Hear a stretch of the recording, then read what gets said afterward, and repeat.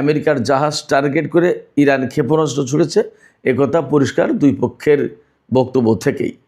আসলে এই ঘটনার পর কি হতে যাচ্ছে এবং কোন প্রেক্ষাপটে আজকের এই ক্ষেপণাস্ত্র হামলা চালালো ইরান, এ সমস্ত বিষয় নিয়েই এখনকার এই ভিডিওতে বিস্তারিত কথা বলার চেষ্টা করব। আশা করি আপনারা শেষ পর্যন্ত সঙ্গেই থাকবেন। আর ভিডিও যদি ভালো লাগে তাহলে লাইক, কমেন্ট, শেয়ার করবেন এবং প্লিজ চ্যানেলটি সাবস্ক্রাইব করে আপনারা সাথেই থাকুন। দর্শক, চলুন বিস্তারিত আলোচনা করি। মার্কিন প্রেসিডেন্ট ডোনাল্ড ট্রাম্প আমেরিকার বিরুদ্ধে, বিশেষ করে হরমুজ এলাকায়, মার্কিন প্রেসিডেন্ট ডোনাল্ড ট্রাম্প ইরানের বিরুদ্ধে হরমুজ এলাকায় অর্থাৎ ইরানের বন্দরের উপরে নিষেধাজ্ঞা আরোপ করেছিল, অবরোধ আরোপ করেছিল।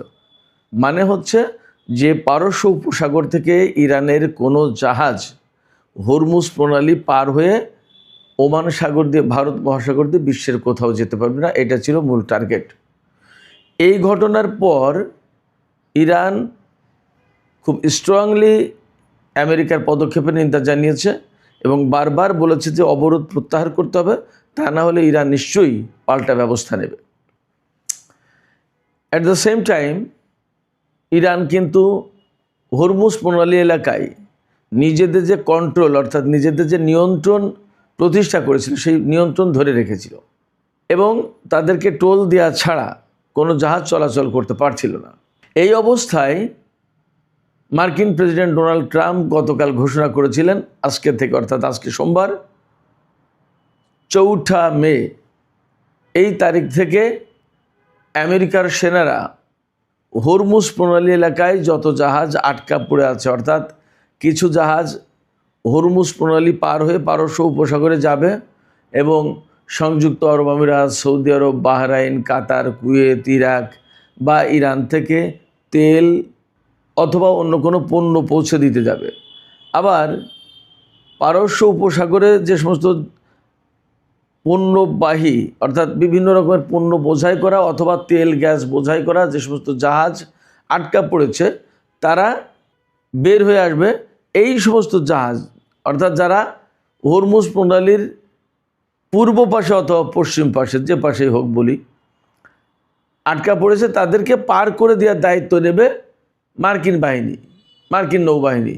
ডোনাল্ড ট্রাম্প একদম পরিষ্কার করে বলেছিলেন যে এই জাহাজগুলোকে, হরমুজ প্রণালীর দুই পাশে আটকা পড়া জাহাজগুলোকে এসকর্ট করে বের করে আনবে অথবা পারস্য উপসাগরে পৌঁছে দেবে মার্কিন সামরিক বাহিনী। একেবারে সাথে সাথে ইরান বলেছিল, আমেরিকার কোনো যুদ্ধ জাহাজ বা আমেরিকার সেনারা যদি হরমুজ প্রণালীর দিকে আসে তাহলে তাদের উপর হামলা চালানো হবে। একেবারে পরিষ্কার ঘোষণা ছিল। ইরান এই ঘোষণা করার পর মার্কিন বাহিনী কিন্তু তারা তাদের বেপরোয়া ভাব বজায় রাখে এবং যেহেতু president Donald Trump commander in chief অর্থাৎ সামরিক বাহিনীর তিনি তো কার্যত প্রধান, তিনি যখন অর্ডার করেছেন বা একটা কথা বলেছেন তখন তো সামরিক বাহিনীকে সেটা মানতে হবে। অতএব সেন্টকম কিন্তু হরমুজ প্রণালী এলাকার দিকে মার্কিন নৌবাহিনীর জাহাজ পাঠিয়েছিল। যথারীতি ইরানের পক্ষ থেকে জাহাজগুলোকে সতর্কতা জারি করা হয়, জাহাজগুলোর কাছে সতর্কতামূলক মেসেজ পাঠানো হয় এবং তাদেরকে বলা হয় যে তোমরা খবরদার সামনে এগোবে না, সামনে যদি এগোনোর চেষ্টা করো তাহলে তোমাদের উপর কিন্তু হামলা চালানো হবে। কিন্তু আমেরিকার সেনারা ইরানের এই হুঁশিয়ারি সংকেতকে বা সতর্ক সংকেতকে তারা আমলে নেয়নি, তারা গুরুত্ব দেয়নি, বা গুরুত্ব দিলেও যেহেতু মার্চ করার কথা বা সামনে এগোনোর কথা বলা হয়েছে, অতএব তারা কিন্তু সামনে এগিয়ে যাওয়ার চেষ্টা করেছে। তখন ইরানের পক্ষ থেকে ক্ষেপণাস্ত্র হামলা চালানো হয়েছে। অর্থাৎ দুই পক্ষই যার যার মতো করে কথা রেখেছে বলা যায়। আমেরিকা তার সেনা পাঠিয়েছে হরমুজ প্রণালী এলাকার দিকে আর তাদের উপরে ইরান হামলা চালিয়েছে।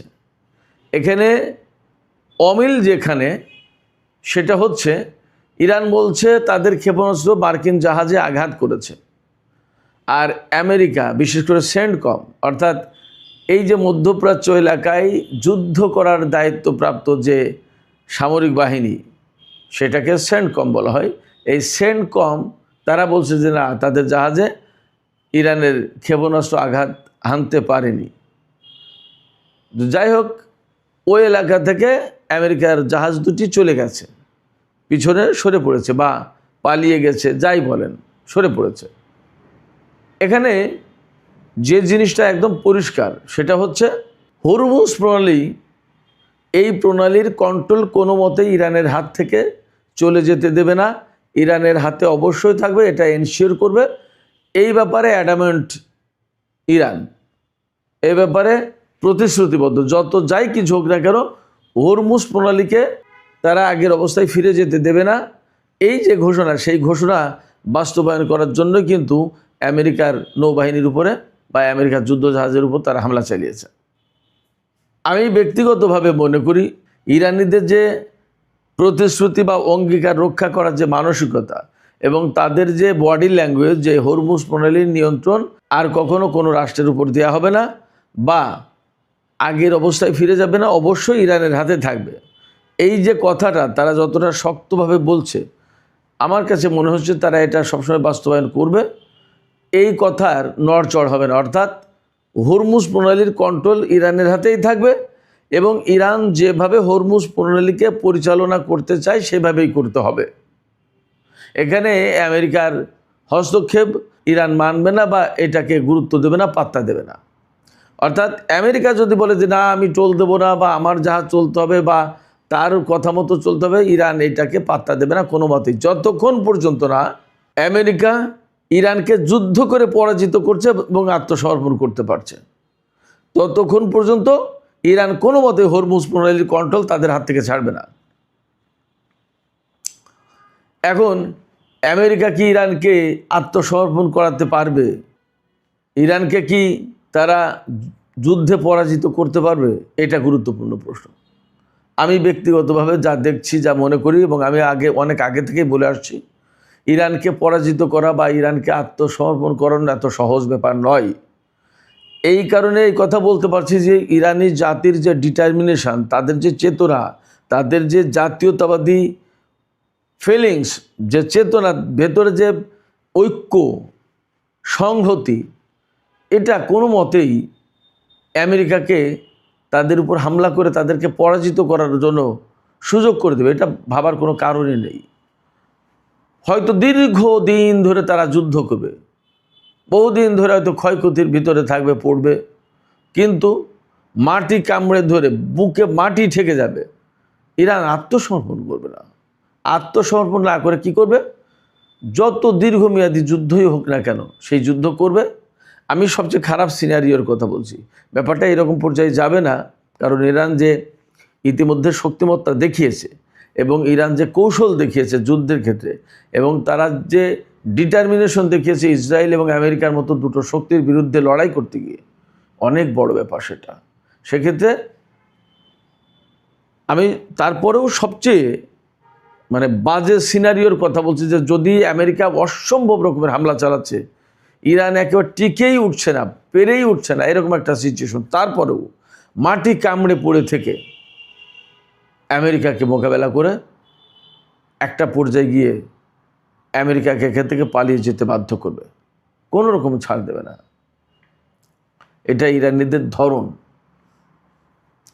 তাদের ভিতরে আর একটা চেতনা কাজ করে, সুদীর্ঘকালে যে সভ্যতা, ইরানি সভ্যতা, পারসিক সভ্যতা, যাই বলেন, তাদের ভেতরে এই বিষয়টা বিরাট একটা গর্বের ব্যাপার মনে হয়। এই যে গর্ব, এই যে সম্মান, এই যে ইজ্জত, এই যে মর্যাদা, এই মর্যাদা, এই সম্মান তারা কোনো মতেই ভুলুণ্ঠিত হতে দেবে না। তাতে যে কোনো জাতি তাদের উপর আগ্রাসন চালাক না কেন, হামলা চালাক না কেন, কোনো মতেই ছেড়ে দেবে না। এবং আমরা সেগুলো প্রমাণ দেখতেই পাচ্ছি। আমেরিকা ইরানের উপরে পরমাণু হামলার হুমকি পর্যন্ত দিয়েছে।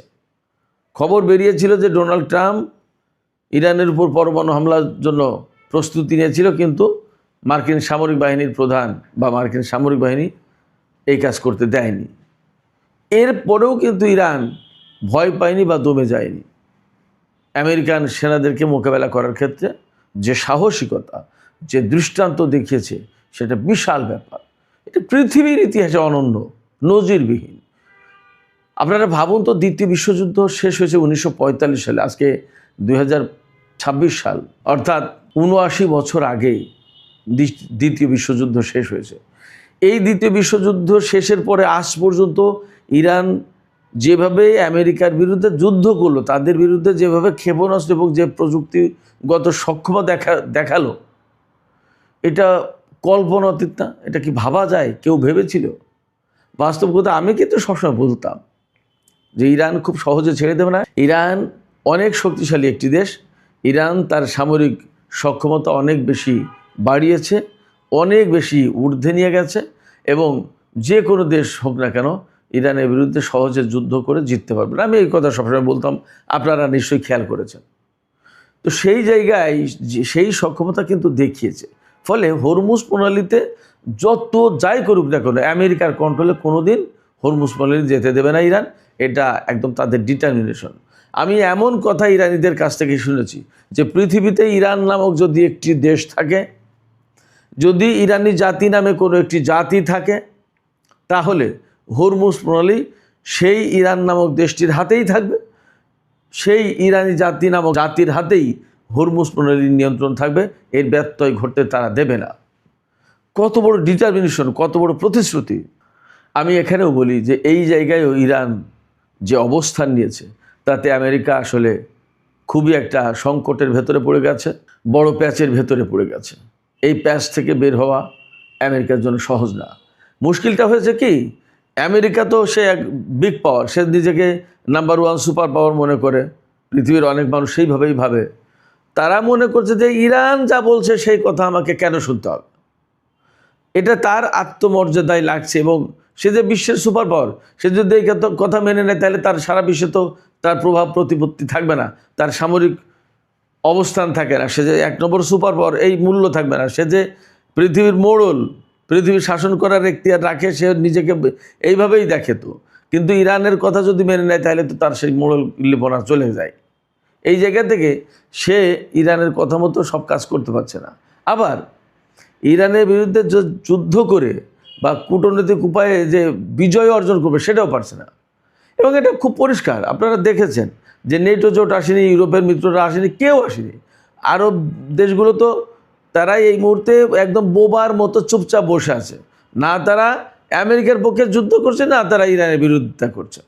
বরং আস্তে আস্তে তারা আমেরিকার সাথে সম্পর্ক পুনর্বিন্যাসের চিন্তা করছে। অন্তত সৌদি আরব তাই করছে, কাতার তাই করছে, ওমান তাই করবে, হয়তো কুয়েতও তাই করবে, সংযুক্ত আরব আমিরাত ভিন্ন একটা প্রেক্ষাপটে।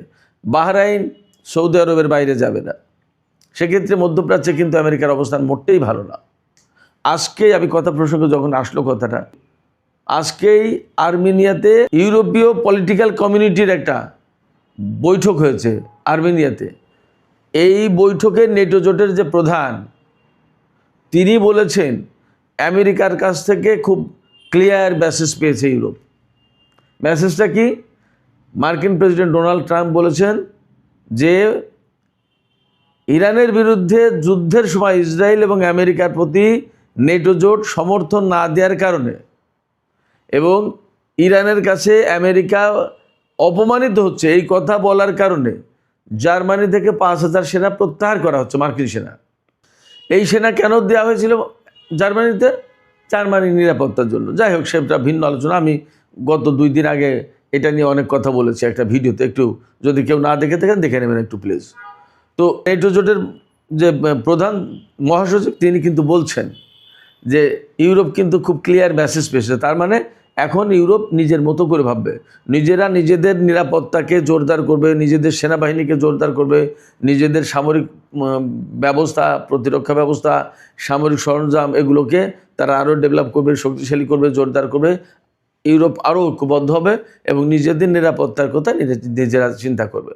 তার মানে হচ্ছে কি, আমেরিকা যদি ইউরোপ থেকে সব সেনা প্রত্যাহার করে, ইউরোপ সম্ভবত আমেরিকার কাছে তারা আর মাথা নত করবে না।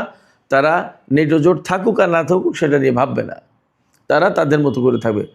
এবং এখানে ফ্যাক্ট হচ্ছে কি, আমেরিকা যদি চলে যায় নেটো জোট থেকে, তাহলে বাকি প্রায় সবই ইউরোপীয় দেশ, কানাডা এরকম 2-1টা দেশ বাদে আর সবই ইউরোপীয় দেশ। ফলে নেটো জোট কিন্তু বেসিক্যালি ইউরোপীয় জোট। আমেরিকা যদি চলে যায়, এই ইউরোপ তারা নিজেরা নিজেদের মতো করে আরও স্ট্রঙ্গার হবে। এবং এখান থেকে একটা বিষয় ক্লিয়ার হবে যে আমেরিকার উপর তাদের যে নির্ভরশীলতা ছিল, এই নির্ভরশীলতা কাটিয়ে নিজেরা নিজেদের পায়ে দাঁড়ানোর পথ করবে, এটা নিজেরা নিজেদের পায়ে দাঁড়ানোর অবস্থা তৈরি করবে, নিজেরা নিজেদের পায়ে দাঁড়াতে শিখবে। এটা বড় একটা ডেভেলপমেন্ট। তো যাই হোক, যে কথা বলছিলাম আমি আবার পেছনে ফিরে যাই। তো এইরকম এই ইরানের বিরুদ্ধে যুদ্ধ করতে গিয়ে আমেরিকা যেহেতু কাউকেই পাশে পায়নি, সেক্ষেত্রে না যুদ্ধ করে জিততে পারছে, না কূটনৈতিক উপায়ে জিততে পারছে, কোনো কুল কিনারা পাচ্ছে না মার্কিন প্রেসিডেন্ট ডোনাল্ড ট্রাম্প, এবং ইরানের হাতে খুব গেড়া কলে পড়ে গেছে, খুব ধরা খেয়েছে, ভীষণ একটা আটকা অবস্থায় পড়ে গেছে। আমি আবারও বলি, আমেরিকা এখানে যুদ্ধ করতে এসে চোরাবালিতে পড়েছে, এবং প্রেসিডেন্ট ডোনাল্ড ট্রাম্পকে আমেরিকার লোকজনে যেভাবে ধুয়ে দিচ্ছে, তো একটা ব্যাপকভাবে গালমন্দ করছে বলা যায়।